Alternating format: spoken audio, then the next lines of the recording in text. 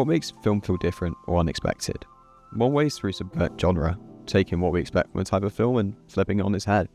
In this video, I'm going to look at how filmmakers play with genre and where the idea came from, and how it's used now, and how I've tried it in my own personal work.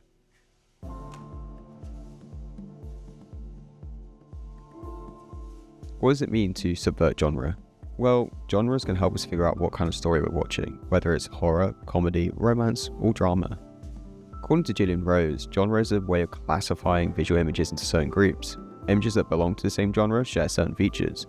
A particular genre will share set-specific meaning for objects or locations. Subverted genre isn't something new. Take The Magnificent Seven. It reworks Akira Kurosawa's Seven Samurais, keeping the same core story but relocating it to the American West. It's not just a remake, but it's actually adapting the genre, using it to connect to a Western audience. Another early but different example is Sunset Boulevard. Director Billy Wilder uses elements of film noir, but twists the formula. Taking film noir's often tough male leads and seductive femme fatale co-stars, and replaces it with a passive male lead, and using the femme fatale as an aging movie star struggling with irrelevance. It turns classic Hollywood tropes into a critique of the industry itself, creating one of the first anti-Hollywood movies. These films helped open the door for new kinds of storytelling that push back against genre expectations, allowing for newer films like Under the Silver Lake, Babylon, and Once Upon a Time in Hollywood to exist.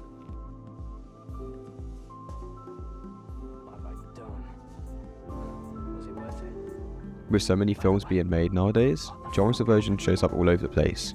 An example of this is British films that focus on the working class. Think about Trainspotting, Human Traffic, or Kneecap. Both blend comedy and drama to explore serious themes like addiction, identity, and youth culture. They use techniques like voiceover, narration, fast editing, and surreal visuals to capture the messiness of real life. These moments break from their main genre to either lighten heavy scenes or add emotional weight to the humour, differing from the norms of their drama genre. This kind of storytelling has a lot in common with the idea of imperfect cinema, pushing messages and honesty above the technical classification of genre.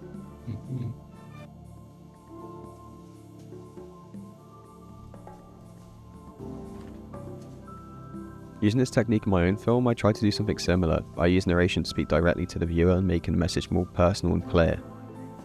The story follows a drama structure, but it includes humorous cutaways and long monologue sections to reflect the repetitive, draining life cycle of a 9-to-5 job.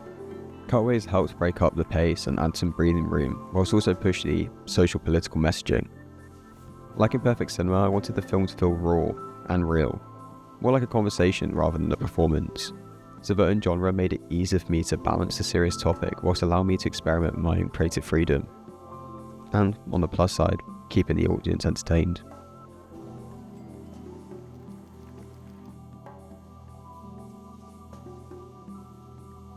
Subverting genre and imperfect cinema actually go hand in hand. Imperfect cinema, a term that came from the third cinema movement in Latin America, fathered by Julio Garcia Espinosa, was all about rejecting polished, Hollywood-style filmmaking in favour for aurora and often political collaborative storytelling. It wasn't necessarily about making a perfect film, it was about making something that spoke to people, encouraged participation, and sparked thought. And when you twist genre expectation, you do something similar. You break the usual format, and it gets people to engage.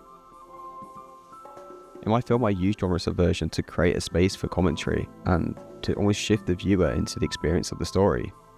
These small acts of breaking the norm make a film feel more alive and more involved.